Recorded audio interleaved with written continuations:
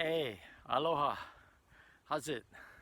I'm back after several days when my laptop was down and I wasn't able to do this, but I mean to persist with the Gospel of Mark in the Jesus book, Pidgin English. I'd like to finish the Gospel, if only for myself. These devotions are good for me and for, I don't know, my kids, my grandkids. But I am in chapter 7 of Mark, verses 24 to 30. It's a short but wonderful account of Jesus meeting a very special Gentile woman.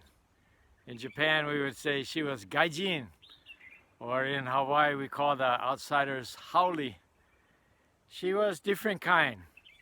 And Jesus has a message for her and for the whole world. It is his definitive remark on ethnicity and race. But it's kind of hard to tease out from the anecdote what Jesus really means and how gracious and powerful he truly is. Listen along as I read along from the Jesus book, One Wahine. Trust Jesus. From there, Jesus go Tyre side. He went go inside one house, and he no like nobody know where he stay. But no can. Everybody went find out. Get one wahine from the Phoenicia people, Syria side. She Greek, not Jewish. She from the kind people that the Jews call dogs. I'm going to repeat them. You can go look inside any kind of translation. The people in those days, they thought anybody not like them was animal, yeah? The kind of people that Jews called dogs. Her little girl get one bad kind spirit that would take over her and make her do all kind stuff. The mother went hear about Jesus, and right then and there, she went go by him. She went go down by his feet and beg him for make the bad kind spirit let go her girl. Jesus say, first gotta feed the kids, you know. No good take the food from the kids and throw them to the dogs. I'm coming back to this verse.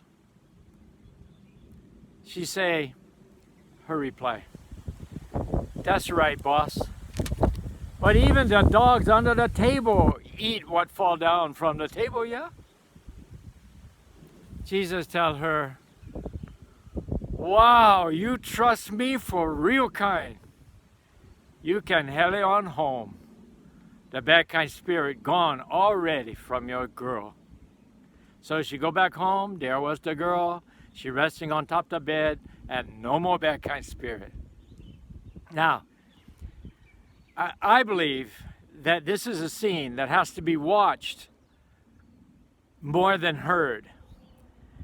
We just don't have a video of Jesus' expressions. We can even catch the tone of his voice, and we know his words from the text, but we don't know his gestures.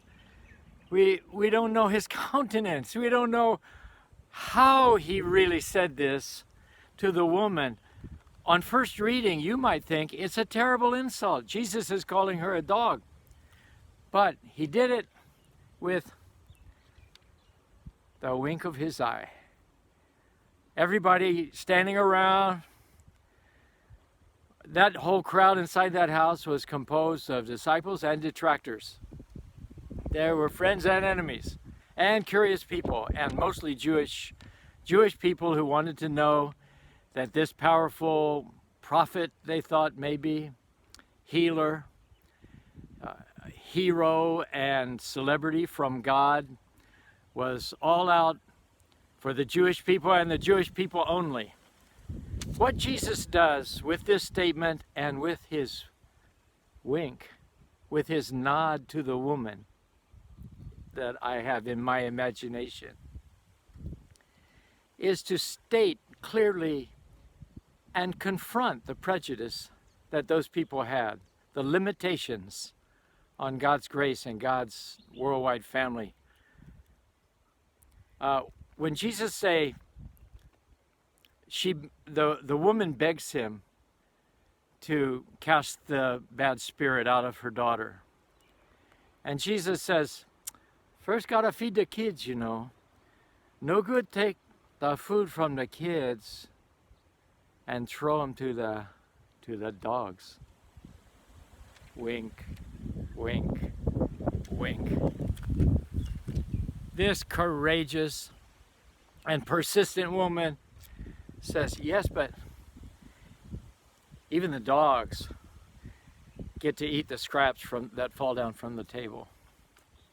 She knew that Jesus was about to help her powerfully and deliver her daughter.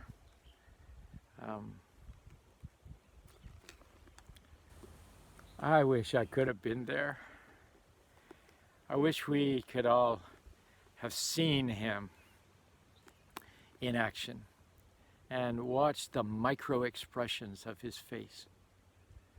Then we would understand so much better.